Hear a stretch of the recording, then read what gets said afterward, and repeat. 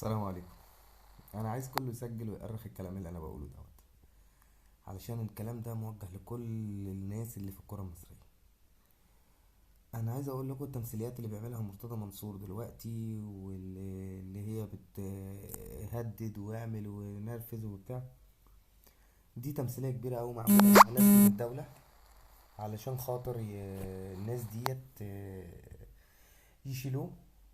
بعد ما يشيلوه طبعا انتوا عارفين الزمالك ما عندوش ولا راعي، فهيبدأ بقى مولتو فولتو الرعاة تتهافت على نادي الزمالك، اللي الأول كانوا خايفين إن في أي وقت يتشتم عشان يزود الفلوس الرعاة.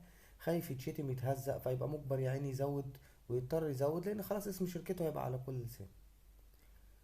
وهوبا أول ما يتشال العروض تيجي الفلوس تدخل نادي الزمالك زي الفل.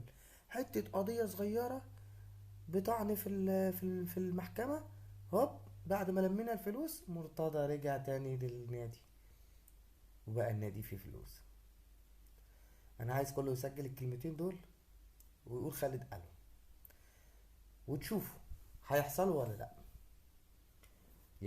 يعني لو هو فعلا وحش والدولة متآمرة عليه، العطار هيعمل له السوبر المصري الكويتي ب20 مليون دينار للخسران. اكيد، اكيد ده كلام مش منطقي ولا كلام حقيقي. فانا بقول لكل زملكاوي ما تقلقش، الدولة بتلعب لصالحك جدا جدا جدا في الكورة، انت مش ضدك. النادي الاهلي بدولة من غير دولة بجمهوره ده حماه، اما انتوا فمعاكوا ربنا. انا بقول لكل الرعاة هتشوفوا كلام، الكلام ده هيحصل ولا انا بقول كلام في الفنكوش. ولو ليكوا اسئلة يا ريت تتابعوني وتكتبوها لي في التعليقات، وانا ان شاء الله هرد عليها كلها.